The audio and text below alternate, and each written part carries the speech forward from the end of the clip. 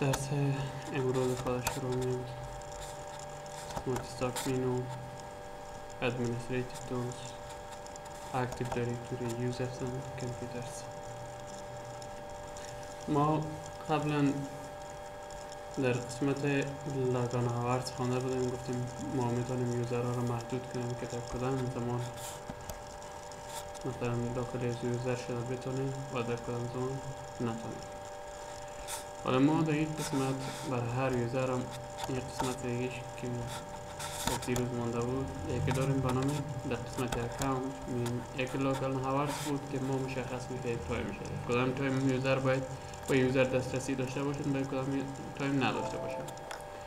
و یکی داریم به نام لاگان تو. لاگان تو چی کار میکنه؟ لاگان تو برای شما مشخص میکنه که اینمی یوزر احمد، فرض مثال یوزر احمد از کدام طریق از خود یوزر احمد مثلا 6 تا پی سی دارن شما، یعنی 6 تا پی سی که کلاینت باید از او استفاده کنه. حالا یوزر احمد باید از کدام پی سی استفاده کنه، اینجا مشخص میکنه. باز میاین در این قسمت لاگان تو در اینجا مشخص میکنید مگه باید که یوزر احمد تنها از پی سی یک استفاده کنه، از دیگر کامپیوترها استفاده کرده نتونه. پس این نامی کامپیوتر میشه میکنیم پی سی 1 و اینجا اد میگیریم، اوکی میگیریم. بدون از این یوزر احمد دیگه با دیگه پی سی ها از طریق دیگه پی سی ها نمیتونه به یوزر احمد چی کنید؟ دسترسی پیدا کنید، مگر این که پی سی چند باشه؟ پی سی 1 باشه. پس میریم در این قسمت لاگان آف میگیریم،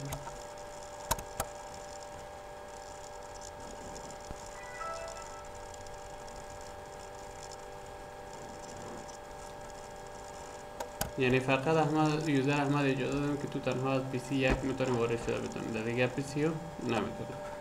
پس کنترل سویچ یوزر و قسمت احمد شیفت ASD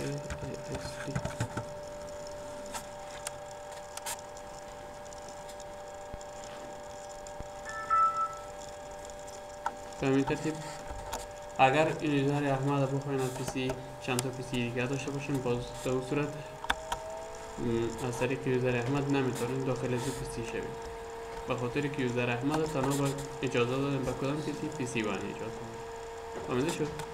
پس این بود فرق لاگان هاورز و لاگان تو. لاگان تو مشخص میکرد که یوزر ما از کدام پی سی باید از کدام پی سی باید به یوزر دسترسی داشته باشن، و لاگان هاورز را مشخص میکرد که به یوزر در کدام اوقات میتونن دسترسی داشته باشه. فهمیده شد؟ یه موضوع خاص نیست، هر چقدر پی سی در این مشخص میتونین نامش نوشته کنین که به کدام پی سی ها به یوزر احمد میتونین دسترسی پیدا کنین. فهمیده شد؟ یکی موضوع زیروز مونده بود. خب چیزی دیگه که ما در قسمت نتورک و نتورکینگ میخوانیم و ضرور است شیرینگ است، یعنی به اشتراک گذاری معلومات، منابع و پروگرام ها. شما میتونین چطور میتونین به کلاین ها اجازه بدین که چطور میتونه از معلومات شما یا از منابع مثل سی دی روم و فلش و درایو ها و از پروگرام ها چطور میتونه استفاده کنه مشترکاً که سرور داشته باشه و استفاده کنه. ما فعلا به طور عموم دو نوع چی داریم شیرینگ داریم، یکی کامون شیرینگ یا نورمال شیرینگ است، یکی هاید شیرینگ. ما هر کدومش داره امروز میخوانیم. فرض مثال میایم در این قسمت ما یک فولدر ایجاد میکنیم. فرض مثال این فولدر نیو فولدر است، ما داخلش معلومات داریم، تکست داریم، فوتو داریم، فولدر داریم، فرض مثال فوتو داریم و به همین ترتیب تکست داریم و از این تکست هم داریم. اینا انتخاب میکنیم، کنترل سی، کنترل بی.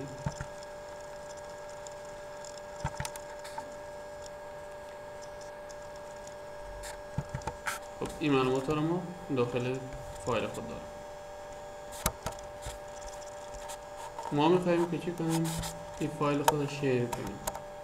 چطور شیر کنیم؟ فرض مثال میبینیم دیگه قسمت از طریق کلاینت میخوایم که ببینیم که چی کدام فایل ها رو ما شیر داریم.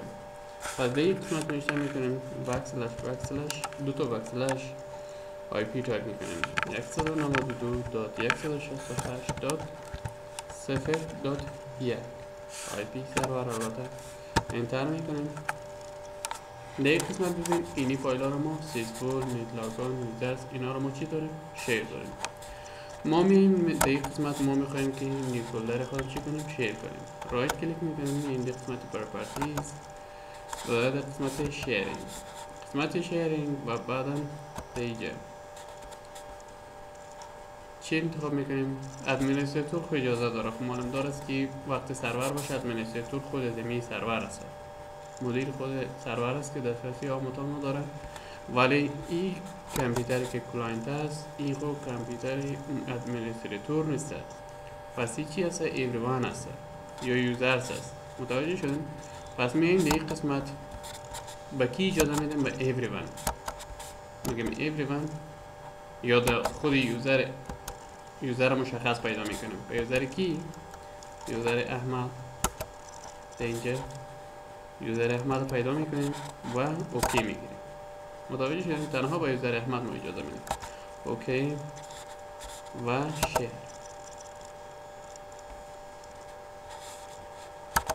شیر میگیریم و در قسمت ادوانس شیر میگیم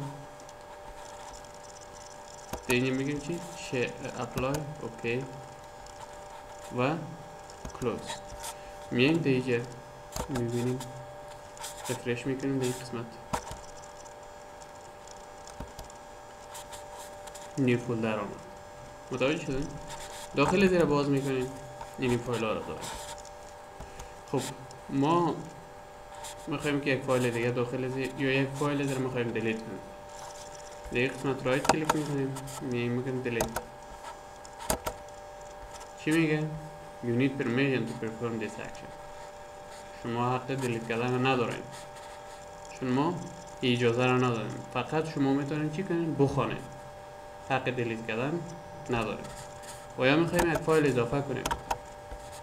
در اینجا میگیم چی؟ یک تکست ایجاد میکنیم. You need permission to perform this action.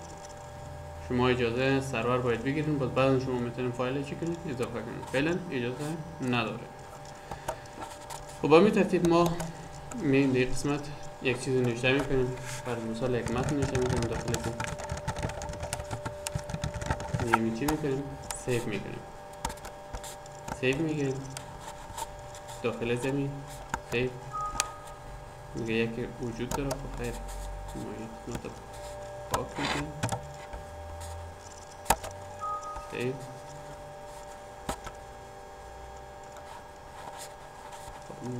خود ما چی سیو میگیریم؟ فولدر نیو فولدر البته که نیو فولدر است.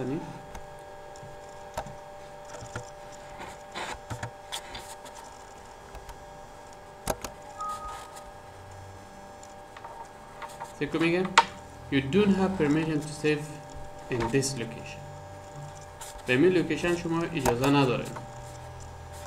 توجه شدین؟ موقع میخواید مای دکومنت ذخیره کنید نه مای دکومنت چی کار کنم؟ ما اینجا ذخیره میکنم. یعنی تو فقط به اینجا فایلی که شیر کردیم فقط اجازه خواندن نداریم نه نوشته نداریم. ببینید access denied نه دیلیت کردن. فقط ما میتونیم فایل در اینجا چی کنیم؟ بخوانیم یعنی ببینیم رید بتونیم. ولی اجازه رایت و اکزیکیوت و چینجر نداره. چطور ما میتونیم با یک یوزر خود اجازه بدیم که چطور ما میتونیم مثلا داخل پروگرام یا فایل خود یک فایل که شیر است رایت کنیم. میایم در این قسمت رایت کلیک میکنیم سر از این فولدر که شیر کردیم پراپرتیز میایم در قسمت شیرینگ و در قسمت ادوانس شیر اجازه داریم چی؟ پرمیشن. ببینید فعلا اجازه چی را داره؟ رید داره. متوجه شدیم؟ پس ما میخوایم که چی داره؟ اجازه فول کنترل داشته باشه هر کار بتونه. پس اینجا او اپلای میگیریم، اوکی اوکی، اینجا اپلای اوکی میگیریم، کلوز میریم در یک قسمت و همه فلات رایت میکنیم، بک فلش داریم ذخیره میشه. خب ای رو باز میکنیم.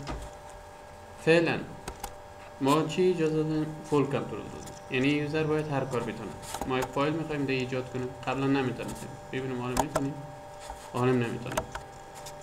خب دیلیت میکنیم، حالا دیلیت نمیتونیم، میخوایم نوشته کنیم.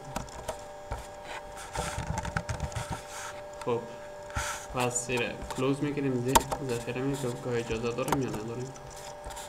سیو سیو. حالا اجازه نداریم. چرا؟ مشکل چیست؟ مشکل امنیتی است. از خاطر امنیت ایره بند کرده که باید این کار رو نزنم. پس میایم در قسمت در اینجا میایم رایت کلیک میکنیم، اوه پرمیشن شیرینگ بود، میایم اینگشت از امنیتی رو سیکیوریتی رو میبینیم. سیکیوریتی یوزر احمد رو میبینیم. یوزر احمد گفته چی میتونه؟ رایت تو اکزیکیوت میتونه، لیست فولدر کانتنتس لیست میبینه، رید کده میتونه، ولی در این قسمت گفته رایت نمیتونه، مودیفای نمیتونه. متوجه شد؟ مودیفای یعنی تغییر دادن، دیلیت کردن و ایجاد کردن. پس ما میخوایم همین حق هم برای میدیم. در کجا؟ یوزر احمده. میگیم مودیفای هم کده میتونه و رایت کده نتونه. اجازه مودیفای همو در مجموع می چیزا رو در بر میگه.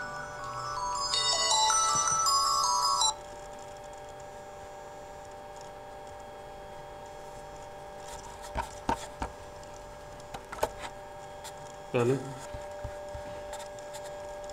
خب در این قسمت ما گفتیم چی؟ مودیفای یعنی چی کارا رو کرد میتونه؟ رید میتونه، اکزیکیوت میتونه، رید میتونه، تنها رایت میتونه، اینا کلش مربوط چی میشه؟ مودیفای میشه. پس اپلای میگیریم، اوکی میگیریم و بالاخره اینجا اوکی میگیریم. در این قسمت گفتم نی، گفتم مودیفای چی رو؟ یعنی تغییر آوردن. یک فایل بتونه نوشته کنه، پس پاک کنه، سرش تغییرات بیاره، یعنی اجازه رو داشته باشه. قسمت سیکیوریتی یعنی وقتی که مودیفای چک میگیری، رید و اکزیکیوت و رید و رایت کلش چی میشه؟ به طور اتومات چک میشه، چون اینا رو در بر میگیره. فهمیده شد؟ پس میایم در قسمت باز دوباره اگر رفرش میکنیم، خب فایل خود ایجاد میکنیم. داخل زیر میتونم میکنم فایل ایجاد کنیم، فایل ایجاد تونستیم، اجازه داده. پس رو دیلیت میکنیم، از این طرف دیلیت میکنیم، یا باز دوباره هر فایلی که بخوایم اینجا دیلیت کنیم دیلیت میکنیم، هیچ مشکلی نیست. یک چیز نوشته میکنیم داخل فایل خود، همین ترتیب، و پس دوباره این رو بسته میکنیم، سیو، هیچ مشکلی نداره، نوشته شد. یعنی ما اجازه دادیم مکمل که هم نوشته کرده بتونه، هم نوشته رو پاک کرده بتونه، هم دیلیت کرده بتونه، هم ایجاد کرده بتونه. این رو از مودیفای بله از این قسمت. پس دوباره اگه می بخوایم این کنترل دوباره پس یه حق تغییرات آوردن یا ازش بگیریم، میایم این قسمت یوزر احمد انتخاب میکنیم، ادیت، و بازم یوزر احمد این قسمت انتخاب میکنیم، مودیفای پاس میکنیم. مودیفای پاس کنیم، حالا جدا میگیم تنها چی بتونه؟ فرض مثال اکزیکیوت نتونه، لیست هم نتونه، فقط اجازه چیه؟ خواندن رو داشته باشه. اجازه خواندن رو داشته باشه، دیگه کار نتونه. پس این قسمت اپلای میگیریم، اوکی باز دوباره میریم دیگه قسمت رفرش میکنیم، دیگه مثلا این قسمت این خط در پاک میکنیم، باز سیو میکنیم، ببینیم اجازه داره یا نداره. اوکی اکسس دیلیت میگه شما اجازه نداره سر از این فایل چیز پاک کنید یا چیز اضافه کنید، تنها اجازه چی را؟ خواندن نداره. فهمیده شد؟ میخوایم این را دیلیت کنیم، اجازه داره؟ نداره. اگر بخوایم کپی بگیریم بله میریم دیگه قسمت اینجا کپی میگیریم، کپی کردم میتونم ولی دیلیت و چی نمیتونم. میخوایم کات بگیریم، کات دیلیت شاید یک چیز باشه، نمیتونم، اجازه نداره. فهمیده شد؟ و اگر بخوایم فرض مثال یک فایل داخل از ایجاد کنیم اینجا اکسس داریم، اجازه نداره. و این خب مربوط سکیوریتی بود و ما میتونیم از این طریق رایت کلیک خود شیرینگ هم اجازه بهش بدیم یا بگیریم. بس شیرینگ، ادوانس شیرینگ و در قسمت پرمیشن در اینجا فول کنترل داریم. فهمیده شد؟ پس ما در اونجا فول کنترل میدیم، از اینجا اجازهش میگیریم. چی کار میشه؟ میم در قسمت سکیوریتی و در قسمت احمد، بازم احمد یه فول کنترل میدیم، اوکی اپلای و میریم در قسمت شیرینگ. در اونجا فول کنترل دادیم، در اینجا ما میخوایم که اجازه چی را داشته باشه؟ تنها خواندن را داشته باشه. فهمیده شد؟ اپلای، اوکی، کلوز. اینجا اپلای اوکی میگیریم، داخل کلوز. فول کنترل بزنیم، یعنی مکمل تغییرات هر چیز مثل که ادمنستراتور داره، همون کارا رو که ادمنستراتور میتونه این باید بتونه. این فول کنترل میگه. میریم دیگه قسمت.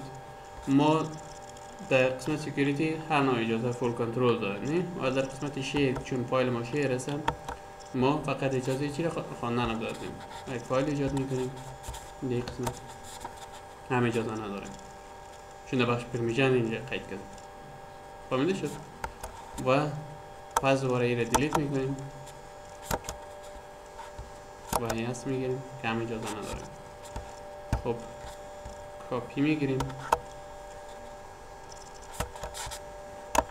در قسمت پیست میگیریم، کپی مشکل نداره، کپی میشه. و مثلا این فایل متن رو کم میکنیم از این قسمت، پس دوباره بسته میکنیم، سیو میگیریم و سیو میگیریم، یس میگیریم، بازم اجازه نداره. پس میخوایم که اجازه رو میدیم. در قسمت سکیوریتی خب فول کنترل داریم، ولی در بخش شیرینگ که چون این فایل ما شیر است در اونجا اجازه نداریم. پس میایم در این قسمت رایت کلیک میکنیم و پراپرتیز قسمت شیرینگ و در ادوانس شیرینگ در پرمیشن میگیم چینج، تغییرات هم آورده بتونم اپلای، اوکی اوکی.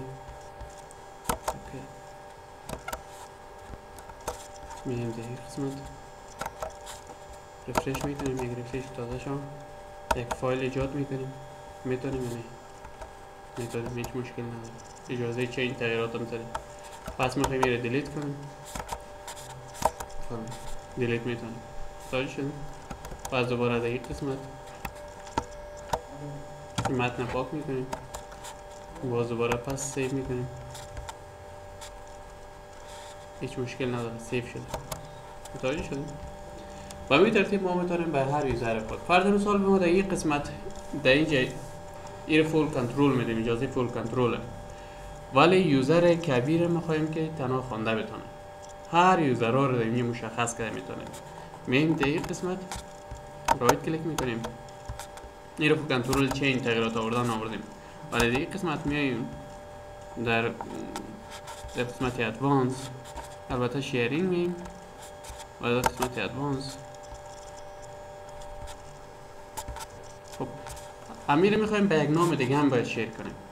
فهمیده شد؟ اد میگیریم به یک نام دیگه، مثلا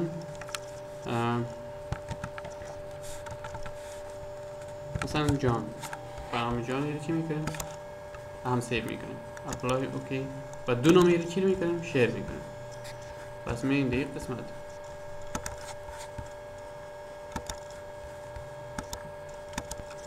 اینجا میایم، یکی با نام فولدر است، یکی با نام جان، یعنی هر فولدر رو میتونیم با چندین نام چی کنیم؟ شیر کنیم، به اشتراک بگذاریم با نام های مختلف. یعنی یک فولدر ما میتونیم با چندین نام چی کنیم؟ شیر کنیم. خب به همین ترتیب ما میایم در قسمت شیرینگ میخوایم که برای کی؟ برای یوزر کبیر تنها اجازه دیدن یعنی رید بده. من در قسمت شیر و شیر و در قسمت چین شیرینگ پرمیشن میگم فایند و اینجا یوزر کی رو میدیم؟ کبیر پیدا میکنیم. فایند یوزر کبیر پیدا میکنیم.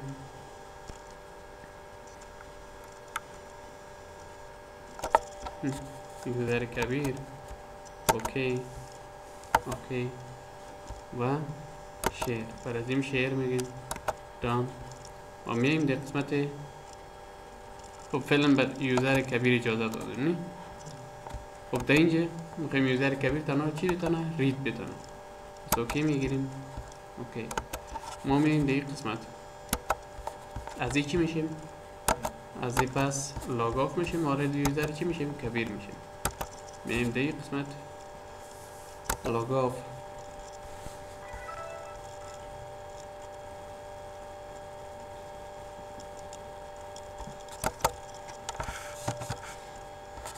another user کبیر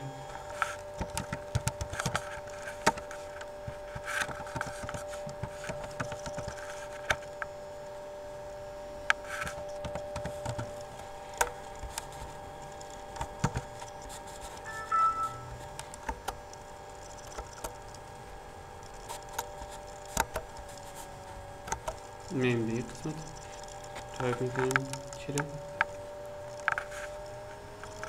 بکسلش مالتی سرور تایپ میکنیم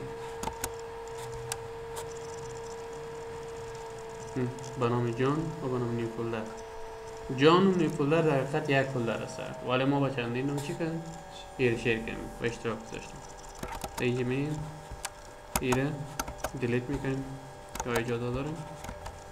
نداریم چون اجازه رید تنها باید دادیم. میخوایم یک فولدر ایجاد کنیم داخل ازی اکسس داریم میگه شما اجازه نداره. و می ترتیب ما میتونیم سیدی روم باشه، فلش باشه، درایوا باشه برای چی کنیم؟ به اشتراک بگذاریم. خب دیگه نوع شیرینگ گفتیم این خود نرمال شیرینگ بود که هر کسی فایل ما رو فولدر ما رو دیده میتونست. متوجه شدیم؟ و داریم های شیرینگ. های شیرینگ چی رقم است؟ فرض مثال میایم در این قسمت شیرینگ و ادوانس شیرینگ ایرم ریموو میگیریم. این رو از شیرینگ بیرون میکنیم بشه کاملا اوکی. بس میایم در این قسمت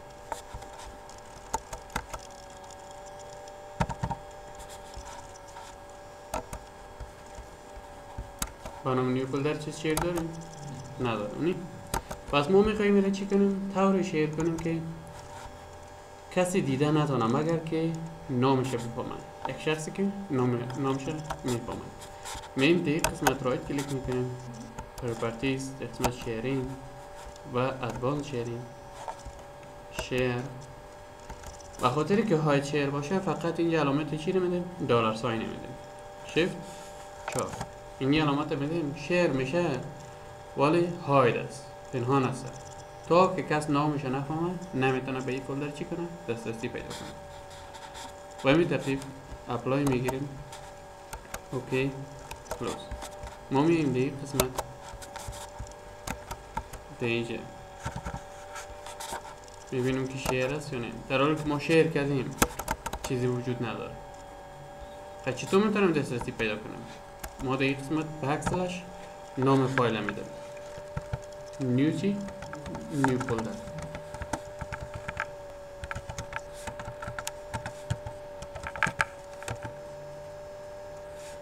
خب حرف کلان است چیز نداریم.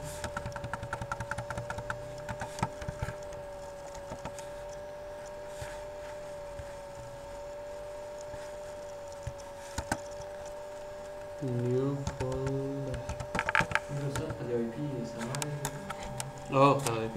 سرور باید دسترسی پیدا کنیم. تا که IP سرور اگر ما معلوم نباشه ما نمیتونیم چی کنیم؟ این پالیسی را فقط سر کلاینت ها انجام دادیم.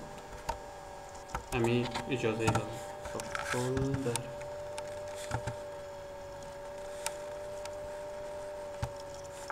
دلار ساین می‌بینیم. ببین نیو فولدر علامت دلار ساین باید چی کنم؟ دسترسی پیدا کنم. یعنی در این صورت هایت شیرینگ خوبیش ایست که تا کسی که نام فولدر رو نفهمه، نام چی رو نفهمه، کسی نمیتونه چی کنه؟ دسترسی پیدا کنه. مثلا در یک نتورک من فولدر رو شیر کنم، خب کل کارمندا میبینه او را، پس ما او را مجبور های شیر کنم، فلان بگم فلان نامش به نام اینی چیز شیر کنم تو بی یک رمز اونمو گرفته میتونم، هر کسی دیگه او را گرفته نمیتونه. خب همین ترتیب ما میاییم در این قسمت اگر بفهمیم که چی مثلا در این قسمت در اینجا میاییم ما خواهیم که بفهمیم که ما چی چیزا رو شیر داریم، چی چیزا رو شیر داریم در این قسمت و کلاینت کدام چیزا رو چی کرده؟ باز کرده، کدام چیزا رو دسترسی پیدا کرده.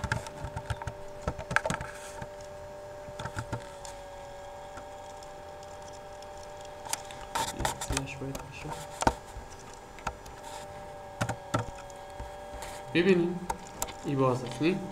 میم در این قسمت باید بفهمیم که کدام کلاینت ما کدام چیزا رو ما را باز کرده، کدام چیزا رو دسترسی داره و کدام کلاینت ما یا کدام یوزرهای ما چی کرده، چی رو باز کرده.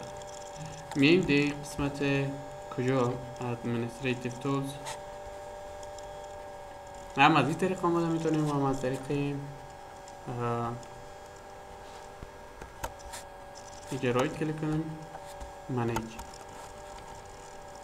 کامپیوتر رایت کلیک میکنیم در قسمت منیج.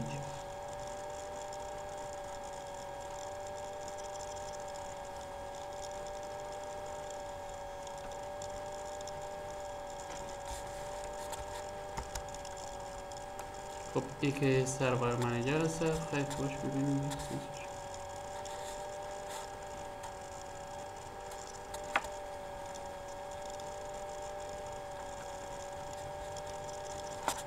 خب در قسمت کامپیوتر منیجمنت میم کجا کنترل پنل کامپیوتر ادمنستریتیو تولز کامپیوتر منیجمنت. در اینجا داریم چی؟ شیر فولدر است. کدام چیزا شیر است؟ شیر درایو ها به طور عموم به طور اتومات شیر است ولی های شیر است. متوجه شده؟ های شیر. فرض مثال میخوایی بعد در یک نتورک به یک درایو کامپیوتر دسترسی داشته باشی، پس اینجا رایت کلیک میکنی، اما آی پی رو تایپ میکنی، آی پی کامپیوتر که بلد هستی 168.1.0.1/ مثلا به کدام درایو سی میخوایم دسترسی پیدا کنم، سی و علامت چی؟ دلار ساین، چون اونا در مجموع چی هست؟ های شیر است. انتر میکنی و اینجا دومینی و پسورد چی داره کار داره. خب در این قسمت یه رو بسته میکنیم و میخوایم در اینجا چی کنیم؟ دسترسی پیدا کنیم $30 انتر پسورد و یوزر نیم از امو چی رو کار دارم چون اجازه نداره. فهمیده شد؟ خوب باید باشه. خب میاییم در این قسمت سلاش نیو فولدر این رو باز داریم. میاییم در این قسمت میبینیم که یوزر ما مثلا در اینجا چی رو کدام یوزر ما چی رو باز کرده. قسمت اوپن فایل میاییم اوپن فایل یوزر کبیر این فایل ها رو چی رو باز داره. پس ما میتونیم که بطور اینجا چی کنیم؟ یمی فایل بسته کنیم. در کلاینت میگه میره باید بسته کنیم، کنترل داریم توجه شد؟ بس ایره بسته میکنیم. از اینجا وقتی اینجا بیاییم در این قسمت اگر ما کدام کار میکنیم یا کدام یک شب بسته کردیم دو تا فایل باز بندیم، پس ایره بسته میکنیم با طور اتومات خودش در اینجا بسته میشه اگر ما مثلا این دو قسمت بسته کنیم. ما میتونیم که اما اجازه را پیشی بگیریم. فهمیده شد؟ و میریم در این قسمت سیژن داریم. سیژن میگه کدام یوزر را فعلا فعال است؟ یوزر کبیر. تمام یوزرهایی که فعلا کار میکنن در حال کار است یا لاگین است در این قسمت نشان میده که در پی سی 1 کدام یوزر استفاده میکنن. کبیر چی داره؟ ویندوز داره. کدام ساعت چه وقت میشه؟ وصل سینیق وقت. متوجه شدن؟ گیست است؟ نه گیست نیست. اینی مشخصات داره. خب بالاخره از این میتونیم مکمل کامپیوتر خود چی کنیم؟ کامپیوتر کلاینت کنترل کنیم. برای مثال میگیم در این قسمت رایت کلیک میکنیم، میخوایم که در کامپیوتر منیجمنت کلاینت دسترسی داشته باشه. نه اینجا رایت کلیک میکنیم، میین در قسمت کانکت تو انادر کامپیوتر. در اینجا میتونین آی پی دیگه کامپیوتر رو تایپ کنیم، میتونین نام کامپیوتر تایپ کنیم، یا میتونین در این قسمت رایت کلیک میکنیم در قسمت ادوانس. مثل قبلا ما در قسمت پالیسی خوانده بودیم، فایند اینجا پیدا میکنیم کدام کامپیوتر میخواید دسترسی. پی سی 1 اوکی میگیریم و اوکی. فعلا اینی چی هست؟ این کامپیوتر منیجمنت کلاینت است. اینا شما میتونید سر کلاینت ببینید کلاینت کدام فولدر رو شیر داره. در این قسمت اینی فولدر رو کلاینت چی داره؟ شیر داره با نام فواد و چی رو باز کردن. سیشنش ادمنستریتور سرش فعلا کار میکنه. فهمیده شد؟ و در این قسمت ما میتونیم یوزر ایجاد کنیم، لوکال یوزر، برای چی که کدام یوزر را مثلا کلاینت داره. این سه تا یوزر را داره، کدام پی سی بر است، کدام ماشینی بر است، کل یوزر، استوریج دیوایسش، دیسک منیجمنت. خلاصه تمام کنترل ما سر کی داریم؟ سر کلاینت داریم. هر نوع پالیسی، هر نوع محدودیت ها یا این چی رو میتونیم سر کلاینت چی کنیم؟ در اینجا تطبیق کنیم.